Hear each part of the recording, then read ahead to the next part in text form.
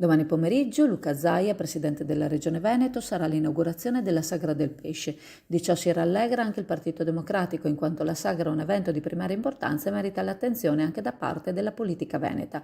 Gli esponenti del PD richiedono però anche un incontro per poter affrontare i problemi annosi di viabilità che il nostro territorio sta vivendo, ferrovia inclusa.